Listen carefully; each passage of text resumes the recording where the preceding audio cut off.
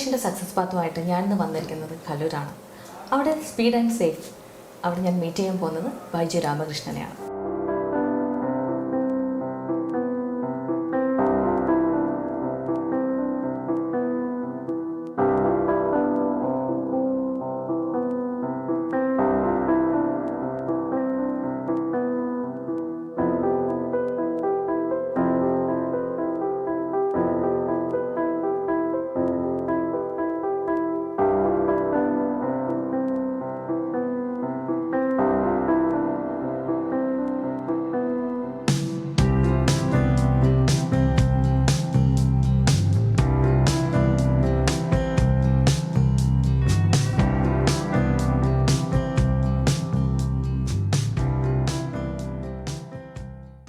നമസ്കാരം sir. Sir, ആദ്യം തന്നെ ഞാൻ ചോദിക്കുന്നത്, നമ്മളെ സ്പീഡ് ആൻഡ് സേഫ് അങ്ങനെ ഒരു പേര് എന്തുകൊണ്ടാണ് നമ്മളൊരു കൊറിയർ സർവീസിന് നമ്മൾ കൊടുത്തിരിക്കുന്നത്? നമ്മളൊരു സർവീസ് ഇൻഡസ്ട്രിയിൽ ഏറ്റവും ഇമ്പോർട്ടൻ്റ് ആയിട്ടുള്ളത് സ്പീഡും സേഫും. ഈ ബോത്ത് നമുക്ക് വളരെ ഇമ്പോർട്ടൻ്റ് ആയിട്ടാണ്. അതുകൊണ്ടാണ് ഞങ്ങൾ ആ പേര് സെലക്ട് ചെയ്യാൻ കാരണം. അപ്പം earlier known as speed and safe, but ഇപ്പം ഞങ്ങൾ ഗോകുലം സ്പീഡ് ആൻഡ് സേഫ് എന്ന പേരിലാണ് നമ്മൾ അറിയപ്പെടുന്നത്. Gokulam speed and safe. Gokulam എന്ന് പറയുമ്പോൾ നമ്മുടെ ഗോകുലം ഗ്രൂപ്പ്. ഗോകുലം ഗോപാലൻ സാറ് ചെയർമാനായിട്ടുള്ള കമ്പനിയാണ്. അതിന് കാരണം എന്ന് വെച്ചാൽ ആക്ച്വൽ അതിൻ്റെ ചെറിയൊരു ബാക്ക് സ്റ്റോറി ഞാൻ തരികയാണ്. ഏകദേശം 1990 ഞാൻ മുംബൈയിൽ എത്തിപ്പെട്ടു. അത് എൻ്റെ സിസ്റ്റർ ബ്രദറിലൊക്കെ ബോംബെ സെറ്റിലായിരുന്നു. അപ്പോൾ അതുകൊണ്ടാണ് ഞാൻ മുംബൈയിൽ എത്താൻ കാരണം. അപ്പം ഞാൻ അവിടെ വന്ന് ഒരു കൊറിയറിലാണ് എനിക്കവിടെ ഒരു ജോലി വന്നത്. അങ്ങനെ ചെറിയ ചെറിയ ജോലികൾ അവിടെ 1-2 വർഷങ്ങളിൽ അങ്ങനെ ചെയ്തു.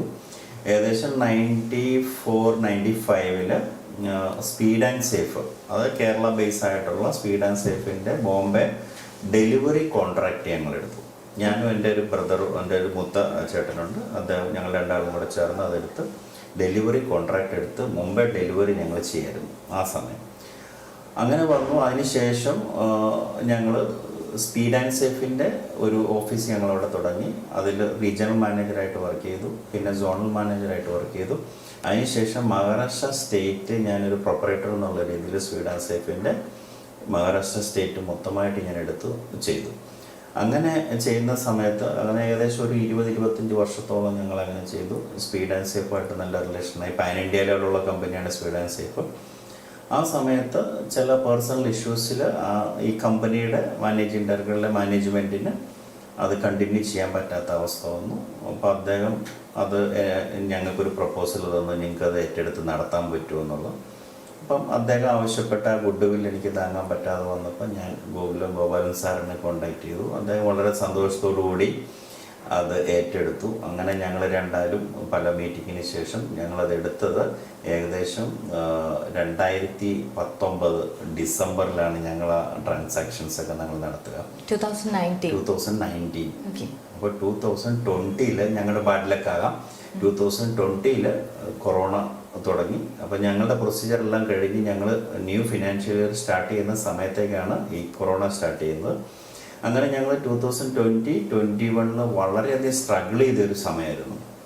അങ്ങനെ അതിനുശേഷം ഞങ്ങൾ 2021 Shri Gokulam speed and safe എന്ന പേരിൽ ഞങ്ങൾ രജിസ്റ്റർ ചെയ്തു, അത് തുടങ്ങി. അപ്പോൾ അതിന് ഞങ്ങൾ ബോർഡ് മെമ്പേഴ്സായിട്ട് വന്നിരിക്കുന്നത് ഗോകുലം ഗോപാലൻ സാർ ചെയർമാനാണ്, ഞാൻ മാനേജിങ് ഡയറക്ടറാണ്, mister Saleesh one of the ഡയറക്ടറാണ്, പിന്നെ ഉള്ളത് Baiju Gopalan and mister Praveen. Okay, ഇത്രയും പേര് മാനേജിംഗ് ഡയറക്ടർ. അതായത് ഞാൻ പറഞ്ഞല്ലോ, നമ്മൾ ഇത് ടേക്ക് ഓവർ ചെയ്യുന്ന സമയത്ത് അറൗണ്ട് 132 ബ്രാഞ്ചസോടുകൂടി ഞങ്ങൾ ഇത് എടുക്കുന്നത്. ആ സമയത്ത് ഞങ്ങൾ ഫസ്റ്റ് 2 ഇയേഴ്സ് ഞങ്ങൾ ശരിക്കും സ്ട്രഗിൾ ചെയ്തു. അതിൽ ശരിക്കും ഗോകുലം ഗോപാലൻ സാറിൻ്റെ നല്ലൊരു സപ്പോർട്ട്, മറ്റു ഡയറക്ടേഴ്സിൻ്റെ എല്ലാ സപ്പോർട്ടുകളും നമുക്ക് കേരളത്തിൽ, because I was in Mumbai. അപ്പോൾ എനിക്ക് ശരിക്കും കേരളത്തിനെ കുറിച്ചൊരു നോളജ് ആ സമയത്ത് കുറവായിരുന്നു.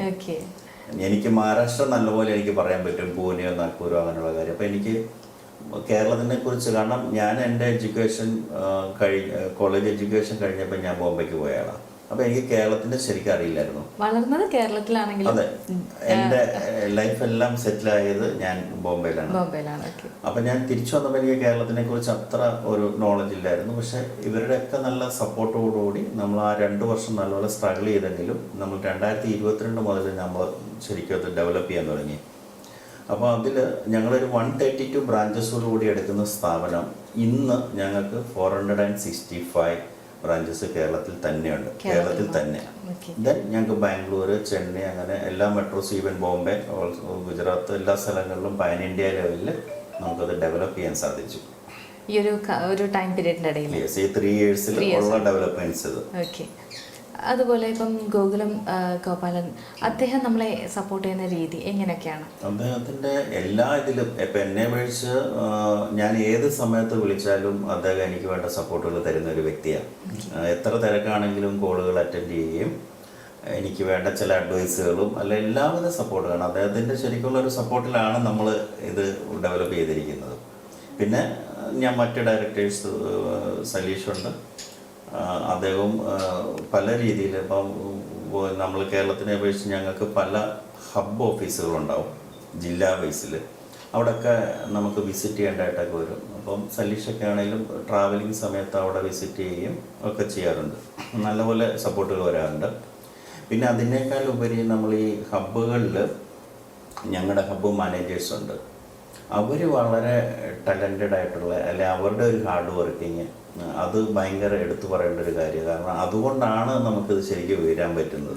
ഈ ഒരു പീരീഡിൻ്റെ ഇടയിൽ നമുക്ക് ഇത്രയും സ്ഥലങ്ങളിൽ എസ്റ്റാബ്ലിഷ് ചെയ്ത് നിൽക്കാൻ പറ്റുന്നത്. ഓക്കെ. അതുപോലെ സർ, ഈ ഒരു ബിസിനസ് നമ്മൾ സ്പീഡ് ആൻഡ് സേഫ് മാത്രമാണോ നമ്മൾ ചെയ്യുന്നത്? അതുകൂടാതെ വേറെ ബിസിനസ് എന്തെങ്കിലും സാറിനുണ്ടോ? സ്പീഡ് ആൻഡ് സേഫ് മാത്രമേ ഞാൻ എൻ്റെ ഇതിലിപ്പം കൊറിയർ സർവീസ് മാത്രമേ ഇവിടെ ചെയ്യുന്നുള്ളൂ കേരളത്തിൽ. അപ്പം മറ്റു ബിസിനസ് ഉണ്ട്? മറ്റ് ബിസിനസ് എനിക്ക് മഹാരാഷ്ട്രയിൽ ഞാൻ പറഞ്ഞല്ലോ ഒരു ഫാം ഹൗസ് ഉണ്ടായിരുന്നു. ഇപ്പം അതില്ല. ഇപ്പം ചെറിയ തോതിൽ നമ്മൾ നടക്കുന്നുണ്ടെന്നുള്ളതേ ഉള്ളൂ. കാരണം എൻ്റെ കൂടുതൽ അറ്റൻഷൻ ഇതിൽ വന്നതുകൊണ്ട് അതിൽ കൂടുതൽ ശ്രദ്ധിക്കാൻ പറ്റിയിട്ടില്ല. ഈ മഹാരാഷ്ട്രയിൽ ഫാം ഹൗസ് എന്ന് പറയുന്നത് പിന്നീട് എന്തുകൊണ്ട് നമ്മൾ കേരളത്തിൽ വന്നപ്പോൾ അത് ആ ഒരു ജോയിൻ ചെയ്ത് ചെയ്യാൻ? മഹാരാഷ്ട്രയിൽ എനിക്ക് ഈ ഫാം ഹൗസിൽ വളരെ ഇൻട്രസ്റ്റഡ് ഉള്ള ഒരാളാണ്. കാരണം ഞാൻ ശരിക്കും ബഫല്ലോ ഇങ്ങനെ മിൽക്കിംഗ് ഫീൽഡിലുള്ള ഒരു ഇതായിരുന്നു. അപ്പം ഞാൻ കൊറിയറിനേക്കാൾ കൂടുതൽ താല്പര്യം എനിക്ക് അതിലേക്ക് വന്നായിരുന്നു. കാരണം ഈ ബഫല്ലോസിൻ്റെയൊക്കെ ഈ മ്യൂസിക് ലിസണിങ് ഒക്കെ അത് ഭയങ്കര ഇതാണ്. കാരണം അങ്ങനെ നമ്മൾ അവരെ ആ രീതിയിൽ നമ്മൾ പരിപാലിച്ചാൽ നമുക്ക് മിൽക്കിൻ്റെ ആവറേജ് തന്നെ കൂടുതലായിട്ട് കാണുന്നതൊക്കെ ഞാൻ പഠിച്ചിട്ടുള്ളൊരു കാര്യമാണ്. അപ്പോൾ എനിക്കതിൽ താല്പര്യം വന്നുകൊണ്ട് അതങ്ങനെ ചെയ്തു വന്നു. പക്ഷേ ഞാൻ കൊറിയറും ഇതുകൊണ്ട് മിക്സായി രണ്ട് ലൊക്കേഷൻ എപ്പോഴും എത്തിപ്പെടാൻ പറ്റാത്തതുകൊണ്ട് അത് നിർത്തേണ്ടി വന്നു. പോയി വരാനുള്ള ബുദ്ധിമുട്ടല്ലേ? അതെ.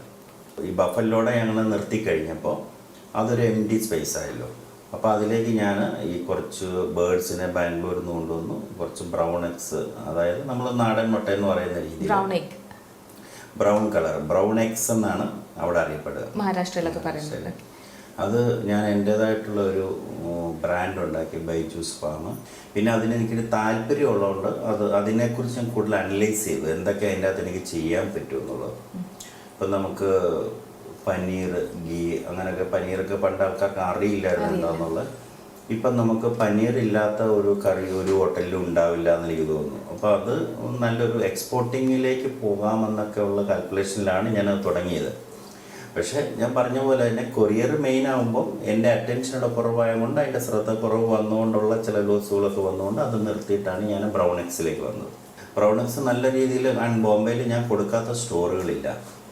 എല്ലാ സ്റ്റോറുകളിലും ബൈജൂസ് ഫാമിൻ്റെ എഗ്സ് അവിടെ ഡിസ്ട്രിബ്യൂഷൻ നടന്ന സമയത്തായിരുന്നു ഈ കൊറോണ ആ ഡ്യൂറേഷനിൽ. ഏകദേശം ഒരു 2 years കഴിഞ്ഞിട്ട് ഉള്ള സമയമായിരുന്നു അത്. അപ്പം ഞാൻ പറഞ്ഞല്ലോ സ്പീഡ് ആൻഡ് സേഫിൽ വന്നിട്ട് ഇവിടെ നമ്മൾ ഇപ്പോൾ ഇത്രയും ബ്രാഞ്ചസ് ഉണ്ട്, കാര്യങ്ങളുണ്ട്. അപ്പോൾ ഇവിടെ ഫേസ് ചെയ്യുന്നത് എന്തൊക്കെയാണ്? അതായത് നമ്മൾ ഇപ്പോൾ ഒരാൾ ഇപ്പോൾ ഒരു സാധനം വന്ന് നമ്മൾ കൊറിയർ ചെയ്യുകയാണ്, അപ്പോൾ കറക്റ്റ് ഡേയ്സിൽ നമ്മൾ കറക്റ്റ് അവിടെ എത്തണം. അപ്പോൾ അങ്ങനത്തെ എന്തെങ്കിലും ഇഷ്യൂസ്, കാര്യങ്ങൾ, അങ്ങനെയൊക്കെ നമുക്ക് പ്രോബ്ലംസ് വരാറുണ്ടോ? പ്രോബ്ലംസ് ഡെഫിനറ്റ്ലി വരാറുണ്ട്. ബിക്കോസ് ഈ കേരളത്തിലെ സിമിലർ നെയിംസ് ഡെസ്റ്റിനേഷൻസ് ഞങ്ങൾക്ക് ഭയങ്കര ഒരു ചലഞ്ചസ് മുന്നിൽ. ഒരേ നെയിമിലുള്ള, ഫോർ എക്സാമ്പിൾ പൂങ്കുന്നം, അത് തൃശ്ശൂർ ഡിസ്ട്രിക്റ്റിലുള്ള പ്ലേസാണ്. പൊൻകുന്നം കോട്ടയം ഡിസ്ട്രിക്റ്റിൽ വരുന്ന സ്ഥലമാണ്. അതുപോലെ അരയൻകാവ്, ആര്യൻകാവ്, അങ്ങനെ ഒരുപാട് സിമിലർ നെയിംസ് ആയിട്ടുള്ള ഡെസ്റ്റിനേഷൻസ് ഉണ്ട്. അപ്പം നമ്മൾ മാനുവലി സോർട്ട് ചെയ്യുമ്പോഴത്തേന് ചില കൺസൈൻമെൻറ്റുകൾ മിസ്റൂട്ടായിട്ട് പോകാറുണ്ട്, അത് ഡിലേ വരും. അപ്പോൾ അങ്ങനെയുള്ള ചിലപ്പോൾ അതിൻ്റെ അകത്ത് വാല്യൂബിൾ ഐറ്റംസ് ആയിരിക്കും പോവുക. അപ്പം നമുക്ക് ഫ്രീസിങ് മെഡിസിൻസ് ഞങ്ങൾ ചെയ്യുന്നുണ്ട്. അത് 24 hours ഡെലിവറി കൊടുക്കേണ്ട സാധനങ്ങളാണ്. അത് കറക്റ്റ് സമയത്ത് ചെന്നില്ല എങ്കിൽ ഇങ്ങനെ ഒരു ഇഷ്യൂസോ അല്ല, there is no any excuse. വണ്ടി ബ്രേക്ക് ഡൗൺ ആയി, വണ്ടി ആക്സിഡൻറ്റ്, ഇങ്ങനെ ഒരു എക്സ്ക്യൂസും ഇല്ല. കാരണം അത്ര വാല്യൂബിൾ ഐറ്റംസ് ആണ്. അത് 1000 to 1 lakh കോസ്റ്റ് വരുന്ന ഇഞ്ചക്ഷൻസ് ഉൾപ്പെടെയുള്ള സാധനങ്ങൾ ഉണ്ടാകാം. അപ്പം നമ്മൾ അത് അത്രയും കെയർ ചെയ്ത് ഒരു 5% എങ്ങാനും ഏത് കൊറിയറിൽ എത്ര കെയർ ചെയ്താലും ഇങ്ങനെയുള്ള ഇഷ്യൂസ് സംഭവിക്കാം. അപ്പം അത് നമ്മൾ ഫേസ് ചെയ്തേ പറ്റുള്ളൂ. അപ്പം നമ്മൾ ഒരുപാട് സാധനങ്ങൾ നമ്മൾ ഇതിനകത്ത് ശ്രദ്ധിക്കേണ്ടതായിട്ടുണ്ട്. നമ്മൾ കൊറിയർ സർവീസ് എന്ന് പറഞ്ഞാൽ ജസ്റ്റ് ഒരു കൺസ്യൂമറിൻ്റെ എടുത്തു ഒരു സ്ഥലത്ത് കൊടുത്തു, അതല്ല, അതിനിടയ്ക്കുള്ള പ്രോസസ്സിങ് ഉണ്ട്. ഒരുപാട് നമുക്കിപ്പം അതിൻ്റെ കണ്ടൻസിനെ കുറിച്ച് നമ്മൾ അറിയണം. ഒരു നോൺ ഡോക്സ് വരുമ്പോൾ എന്താണ് അയക്കുന്നത്, കാരണം ഒരുപാട് അയക്കാൻ പാടില്ലാത്ത സാധനങ്ങളൊക്കെ കൊറിയർ വഴി പോകാറുണ്ട്. അപ്പോൾ അത് തടയാൻ വേണ്ടിയിട്ട് നമ്മൾ നോൺ ഡോക്സിനെ കുറിച്ച് വ്യക്തമായ ധാരണ നമുക്ക് ഡിക്ലറേഷൻ പ്രോപ്പറായിട്ട് വാങ്ങിക്കുകയും എബോവ് 50,000 ഇബേബിൽ പോലുള്ള കാര്യങ്ങൾ വാങ്ങിക്കുകയും അങ്ങനെ എല്ലാ കാര്യങ്ങളും ഈ പ്രോസസ്സിങ് എല്ലാം ചെയ്താലേ നമുക്ക് കറക്റ്റ് ഡെസ്റ്റിനേഷനിൽ കൊടുക്കാൻ പറ്റുള്ളൂ. അപ്പോൾ സർ, നമ്മളിപ്പം കൊറിയർ സർവീസ് നമ്മൾ പ്രൊവൈഡ് ചെയ്യുന്നത് ഇപ്പം ഡോർ ഡെലിവറീസ് ആണോ അതോ നമ്മളുടെ സ്ഥാപനത്തിൽ വന്ന് കളക്ട് ചെയ്യുന്ന രീതിയാണോ? ഡോർ ഡെലിവറീസ് ആണ്. അപ്പോൾ ഈ കേരളത്തിൽ എത്രമാത്രം നമ്മളത് ഇത് കൊടുക്കുന്നുണ്ട്? ഓരോ വീടുകളിലും നമ്മളത് എത്തിക്കുന്നുണ്ട്? വീടുകളിൽ ഞാൻ പറഞ്ഞില്ലേ, ഒരു 10% വീടുകളിലുള്ള ഡെലിവറി ഇപ്പം ചെയ്യുന്നുള്ളൂ നമ്മൾ. കാരണം ആ ഒരു സിസ്റ്റത്തിലേക്ക് നമ്മൾ വന്നിട്ടില്ല. കാരണം കേരളത്തിലെ റെസിഡൻഷ്യൽ ഡെലിവറിയിൽ പ്രാക്ടിക്കലി ഒരുപാട് ബുദ്ധിമുട്ടുണ്ട്. അതുകൊണ്ടാണ് അതിലേക്ക് വരാത്തത്. പക്ഷെ അത് ഞങ്ങളൊരു 2025 ജനുവരിയിലേക്ക് ഒരു 100% കൊണ്ടുവരുന്നുള്ള ഒരു വിശ്വാസത്തിലാണിപ്പോൾ. അപ്പോൾ ഇപ്പം നിലവിൽ നമ്മൾ ഒരു സ്ഥലത്ത് നമ്മൾ എത്തിക്കഴിഞ്ഞാൽ മറ്റൊരു സ്ഥാപനത്തിനെ അല്ലെങ്കിൽ ഒരു നിയർ ബൈ എന്താണോ ഉള്ളത് അവരെ കോർഡിനേറ്റ് ചെയ്തിട്ടാണ് ചെയ്യുന്നത്. അല്ല, നമ്മളിപ്പോൾ ഒരു സ്ഥാപനത്തിലേക്ക് ഒരു കൺസൈൻമെൻറ്റ് തരുമ്പോൾ അത് ഞങ്ങൾ ഡോർ ഡെലിവറി കൊടുക്കും എപ്പോഴാണെങ്കിലും. ബിക്കോസ് ഞങ്ങൾക്ക് കേരളത്തിലെ ഓരോ 15 കിലോമീറ്ററിനുള്ളിൽ ഞങ്ങളുടെ ഒരു ഓഫീസ് ഉണ്ടാവും. അപ്പോൾ അത് അവിടുന്ന് ആ ബ്രാഞ്ചിൽ എത്തിയിട്ട് അവരത് ഡെലിവറി കൊടുക്കും. കൊറിയറിൽ നമ്മളങ്ങനെ ഒരുപാട് കാര്യങ്ങൾ തന്നെ വ്യത്യസ്തമായി കൊറിയർ സർവീസിൽ ഇങ്ങനെ ഒരുപാട് ഇങ്ങനെ ഓരോരോ സ്റ്റെപ്പായിട്ട് വന്നുകൊണ്ടിരിക്കുകയാണ്, സ്പ്ലിറ്റ് ചെയ്ത് മുന്നോട്ട് പോകുന്നത്. ഇപ്പം ഞാൻ പറഞ്ഞില്ല, ഇപ്പോൾ കേരളത്തിലെ അപേക്ഷിച്ച് ഈ റെസിഡൻഷ്യൽ ഡെലിവറി സ്റ്റാർട്ട് ചെയ്യുന്നത് തന്നെ വളരെ വലിയൊരു സക്സസ്സായി മാറാൻ ചാൻസസ് ഉണ്ട്. ബിക്കോസ് നമ്മുടെ കേരളത്തിലെ വീടുകൾ ഇപ്പോൾ എറണാകുളം, കോഴിക്കോട് സിറ്റികൾ വിട്ടുള്ളിലേക്ക് പോയാൽ അറിയാം, ഒരു 4-5 ഏക്കറിനുള്ളിൽ ഒരു ബംഗ്ലോ ആയിരിക്കും, ഒരു പട്ടി ഉണ്ടാവും, അതുണ്ടാവും, ഒരു ഗേറ്റൊക്കെ അടച്ചല്ലേ. അപ്പം നമുക്ക് നിയറസ്റ്റ് ബ്രാഞ്ചുകളിൽ നിന്ന് ചെല്ലുന്നവർക്ക് ഇയാളെ ഫോണിലൊക്കെ കോണ്ടാക്ട് ചെയ്ത് വേണം അവിടെ പോകാൻ. ഇയേഴ്സ് ബാക്ക് നമുക്ക് ഏറ്റവും ഡിഫിക്കൽട്ടായിട്ടുള്ളത്, അന്നൊക്കെ ലാൻഡ് ലൈൻ ഉള്ള സമയത്ത് ചിലപ്പോൾ ഫോണിൽ കിട്ടില്ല, ലാൻഡ് മാർക്കൊന്നും പറയാൻ പറ്റില്ല. ഇപ്പം നമുക്ക് ഗൂഗിൾ മാപ്പൊക്കെ ഇട്ടിട്ടാണെങ്കിലും നമുക്ക് കൊണ്ട് കൊടുക്കാൻ പറ്റും. അത് തന്നെയല്ല, ഇപ്പം ഞങ്ങളുടെ ബ്രാഞ്ചസ് കൂടിയോണ്ട് ഓരോ വീടിൻ്റെയും കുറച്ചുകൂടെ അടുത്തേക്ക് ഞങ്ങളുടെ ബ്രാഞ്ചസ് വന്നു. അപ്പോൾ അവർക്കൂടെ കുറച്ച് കംഫർട്ടാണ്, പെട്ടെന്ന് വന്ന് കളക്ട് ചെയ്യാനും കൂടെ ഉള്ള സൗകര്യങ്ങളുണ്ട്. അതുകൊണ്ട് OTP സർവീസ് അങ്ങനെ കൊടുക്കും, മീൻസ് അതുണ്ടോ? അതുകൊണ്ട് ഇപ്പം നമുക്ക് നിലവിൽ അങ്ങനെ ഉണ്ട്. പിന്നെ നമുക്ക് ഓൺലൈൻ സിസ്റ്റംസ് എല്ലാം, ഓൺലൈൻ ബുക്കിംഗ് ആണ് കംപ്ലീറ്റ് ഉള്ളത്. ട്രാക്കിംഗ് ഫെസിലിറ്റിയും എല്ലാം ഉണ്ട്. നമുക്ക് ട്രാക്ക് ചെയ്യുമ്പോൾ നമ്മുടെ ഇമേജ് ഉൾപ്പെടെ, നമ്മുടെ സൈൻ, സീൽ ഉൾപ്പെടെയുള്ള ഇമേജ് ഉൾപ്പെടെയുള്ള കസ്റ്റമർക്ക് വ്യൂ ചെയ്യാൻ പറ്റും. അപ്പം നമുക്ക് നമ്മുടെ മൊബൈലിൽ തന്നെ നമുക്ക് കാണാൻ പറ്റും എത്ര ദിവസം കൊണ്ട് എത്തും, അതറിയാം. ഒരു കൺസ്യൂമന്റ് ഇവിടെ ബുക്ക് ചെയ്താൽ നാളെ അത് ഡെലിവറി ആയി, ആഫ്റ്റർ ഡെലിവറി ആളുടെ സിഗ്നേച്ചർ, ആ കമ്പനിയുടെ സീൽ ഉൾപ്പെടെയുള്ളത് അവിടെ അപ്ലോഡ് ചെയ്യും. അപ്പോൾ ഇവിടെ ട്രാക്ക് ചെയ്യുമ്പോൾ അറിയാൻ പറ്റും അതിൻ്റെ. അതുപോലെ തന്നെ സർ പറഞ്ഞൊരു, ഇനിയിപ്പം ഈ കൊറിയർ സർവീസ് അല്ലെങ്കിൽ കൊറിയറിൻ്റെ മാറ്റങ്ങൾ ഇനിയിപ്പോൾ ഏത് തരത്തിലാണ് നമ്മൾ പ്ലാൻ ചെയ്യുന്നത്? ഇനി ഞാൻ പറഞ്ഞ പോലെ മെയിനായിട്ടും നമുക്ക് ഈ റെസിഡൻഷ്യലേക്ക് കൂടെ ഇൻവോൾവ് ആക്കി ലോജിസ്റ്റിക് കൂടെ മിക്സ് ചെയ്ത് പോവുകയാണെന്നുണ്ടെങ്കിൽ നമുക്ക് കുറച്ചുകൂടെ ഉള്ള ബിസിനസ് നല്ല രീതിയിൽ ഡെവലപ്പ് ചെയ്യാൻ പറ്റും. ഇപ്പം ഞങ്ങൾ ഇവിടെ 2021 വരുന്ന സമയത്ത് ശരിക്കും സ്പീഡ് ആൻഡ് സേഫ് എന്നുള്ള കമ്പനി ഡോക്യുമെൻറ്റ്സ് കൊറിയറായിരുന്നു. ഒൺലി ഡോക്യുമെൻറ്റ്സ്, നോൺ ഡോക്സ് അവർ ചെയ്യത്തേ ഇല്ലായിരുന്നു. അത് ഞങ്ങളുടെ മുന്നിൽ വലിയൊരു ടാസ്ക് ആയിരുന്നു. കാരണം ഈ ഡോക്യുമെൻസിൻ്റെ കൂടെ നോൺ ഡോക്സ് കൂടെ എടുത്ത് ചെയ്യുക എന്നുള്ളത്. കാരണം ഞങ്ങളെ എക്സിസ്റ്റിംഗ് ടീമുകൾക്ക് വലിയൊരു ബുദ്ധിമുട്ടാവും. കാരണം അവർ ഡോക്യുമെൻറ്റ്സ് ചെയ്തുള്ള ഹാബിറ്റേ ഉള്ളൂ. അപ്പോൾ അതിലേക്ക് ഞങ്ങൾ നോൺ ഡോക്സ് കൊണ്ടുവന്ന് ഇപ്പം ഞങ്ങളൊരു 120 kg ഒറ്റ കൺസ്യൂമെൻ്റ് വരെയൊക്കെ ഞങ്ങൾ ഡെലിവറി കൊടുക്കാൻ സാധിക്കുന്നുണ്ട്. ഓക്കെ. അപ്പം ഇപ്പം നമ്മളൊരു കൊറിയർ സർവീസിൽ ഇപ്പം ഞാനൊരു കൊറിയർ തരികയാണ്, അപ്പം നമുക്കൊരു ചാർജ് പറയുന്നുണ്ട്, ഒരു എമൗണ്ട് ഉണ്ട്. ആ എമൗണ്ട് എന്ന് പറയുന്നത് ശരിക്കും പറഞ്ഞാൽ ഈ അവിടെ ചെന്ന് കൊടുക്കുന്ന ചാർജസും കൂടിയാണ് അല്ലേ? അപ്പോൾ ഇനിയൊരു മാറ്റം വരുമ്പോൾ ഈ ഒരു എമൗണ്ടിൽ ശരിക്കും കുറച്ചും കൂടി വേരിയേഷൻ ഈ റേറ്റ് ഇങ്ങനെ തന്നെ നിൽക്കും. അതിൽ നമുക്കൊരു പ്രീമിയം കൺസൈൻമെൻറ്റ്സ് എന്നുള്ള രീതിയിലേക്ക് പോകും. ഇപ്പം നമ്മളിപ്പം 2 ഓപ്ഷൻസിൽ പോകുന്നത്, ഒന്ന് നമ്മൾ സ്റ്റാൻഡേർഡ് ബുക്കിങ്, അതാണ് നോർമൽ നമ്മൾ റേറ്റ് മേടിക്കുന്നു, ഡോർ ഡെലിവറി കൊടുക്കുന്നു. ബട്ട് അതിൻ്റെ അകത്ത് ഞങ്ങൾ റെസിഡൻഷ്യൽ ഡെലിവറി എടുക്കില്ല ഇപ്പോൾ അറ്റ് പ്രസൻറ്റ്. ഇനിയിപ്പോൾ പ്രീമിയം കൺസെപ്റ്റിലേക്ക് വരുമ്പോൾ ഞങ്ങളത് റെസിഡൻഷ്യൽ ഡെലിവറിയും കൂടെ അതിനകത്ത് സ്റ്റാർട്ട് ചെയ്യുമ്പോൾ അതിനൊരു റേറ്റ് ഡിഫറൻ്റ് ആയിരിക്കും.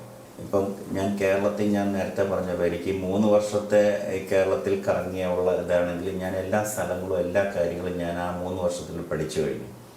അപ്പോൾ എനിക്ക് ഇതിൻ്റെ അത് തന്നെ ഇതിപ്പം എനിക്ക് തോന്നിയ ഐഡിയാസ് എന്ന് പറഞ്ഞു കഴിഞ്ഞാൽ, നമുക്കിവിടെ റെയിൽവേ സ്റ്റേഷനിൽ ട്രിവാൻഡ്രം ടു പാലക്കാട് എടുത്തു കഴിഞ്ഞാൽ റെയിൽവേ സ്റ്റേഷനിലൊക്കെ നമുക്ക് ചെറിയൊരു കൗണ്ടർ സ്റ്റാർട്ട് ചെയ്യാം. അങ്ങനെ ഞാൻ ഓൾറെഡി എൻ്റെ ഒരു ഡിസ്കഷൻ കഴിഞ്ഞിട്ടുണ്ട്.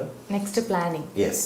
അപ്പോൾ അങ്ങനെ പല കാര്യങ്ങൾ. അപ്പോൾ റെയിൽവേ സ്റ്റേഷനിൽ നമ്മളൊരു 50 സ്ക്വയർ ഫീറ്റിന് ഒരു ടേബിൾ ഇട്ടു, ഒരു സിസ്റ്റം വെക്കുന്നു, ബുക്ക് ചെയ്യുന്നു, നമ്മുടെ ബോർഡ് വെക്കുന്നു, ട്രെയിനിൽ വരുന്നവർക്കും പോകുന്നവർക്കും ബുക്ക് ചെയ്യാനുള്ള ഒരു സൗകര്യം വെക്കുന്നു. പിന്നെ കുറച്ചുകൂടെ ഫാസ്റ്റായിട്ട് നമുക്ക് സെയിം ഡേ സർവീസ് കൂടെ കൊടുക്കാം. കാരണം റെയിൽവേ ആയിട്ട് കണക്ട് ചെയ്ത് നമുക്ക് വരുമ്പോൾ നമുക്ക് ആ ഒരു ഫെസിലിറ്റി റെയിൽവേയുടെ സൈഡിൽ നിന്ന് കിട്ടും. അങ്ങനെ വരുമ്പോൾ നമുക്ക് ഒരു 11 മണിക്കോ 12 മണിക്കോ തരുന്ന ഒരു കാലിക്കട്ടോ കണ്ണൂരോ സാധനങ്ങൾ നമുക്ക് എങ്ങനെ സെയിം ഡേ അവിടെ എത്തിക്കാം. ഇപ്പം നമ്മൾ നെക്സ്റ്റ് ഡേ ആണ്, ആ സെയിം ഡേ നമുക്ക് എങ്ങനെ എത്തിക്കാം, അതൊക്കെ നമുക്ക് ചെയ്യാൻ പറ്റുന്ന കാര്യങ്ങളാണ്. അപ്പം നമ്മൾ പറയുമ്പോൾ കുറച്ച് ഈസി ആയിരിക്കാം, പക്ഷെ അത് നമുക്ക് ചെയ്യാൻ പറ്റുന്ന കാര്യങ്ങൾ. ഞാൻ നേരത്തെ പറഞ്ഞ പോലെ തന്നെ നമ്മളൊരു ഹാർഡ് വർക്ക് ചെയ്താൽ സാധിക്കാത്ത കാര്യങ്ങളൊന്നുമില്ല, അങ്ങനെ ഭംഗിയായിട്ട് ചെയ്യാത്തതുള്ളൂ.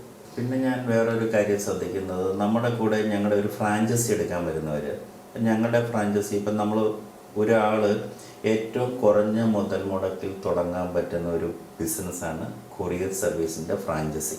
പിന്നെ ഞാൻ പറഞ്ഞില്ലേ, ഞാൻ ഈ ഡെലിവറി കോൺട്രാക്റ്റിൽ നിന്ന് വന്നതുകൊണ്ട് ഞാൻ ഏറ്റവും കൂടുതൽ റെസ്പെക്ട് ചെയ്യുന്ന എൻ്റെ ഫീൽഡ് സ്റ്റാഫിനെയാണ്. ബിക്കോസ് അവർ ഒരു ബേസാണ് കമ്പനിയുടെ. കാരണം വെയിലായാലും മഴയായാലും ഏത് ക്ലൈമറ്റിലും അവർക്ക് ഫീൽഡ് വർക്ക് ചെയ്തേ പറ്റുള്ളൂ, ഇല്ലേ? നമ്മൾ എത്ര മഴ വന്നു, ഫ്ലഡാണ്, റോഡിൽ വെള്ളമാണ് എന്നൊക്കെ പറഞ്ഞാലും ഒരു കൺസൈൻമെൻറ്റ് കിട്ടിയില്ലേ, കൺസൈനിങ് ഉണ്ടാകുന്ന ബുദ്ധിമുട്ട് അവർക്ക് അവിടെ എക്സ്ക്യൂസ് ഇല്ലല്ലോ. അപ്പം നമ്മുടെ ഫീൽഡ് സ്റ്റാഫിനെ നമ്മളെല്ലാ രീതിയിലും റെസ്പെക്റ്റ് ചെയ്യണം. എല്ലാ ക്ലൈമറ്റിലും അവർ ഫീൽഡിൽ കസ്റ്റമർക്ക് വേണ്ടിയിട്ട് അവർ വർക്ക് ചെയ്യുന്നവരാണ്. അപ്പോൾ ഏറ്റവും അതായത് ശരിക്കും കൊറിയർ സർവീസ് എന്ന് പറഞ്ഞാൽ ഒറ്റ വേണ്ടി പറഞ്ഞ ഒരു മീഡിയേറ്ററാണ്.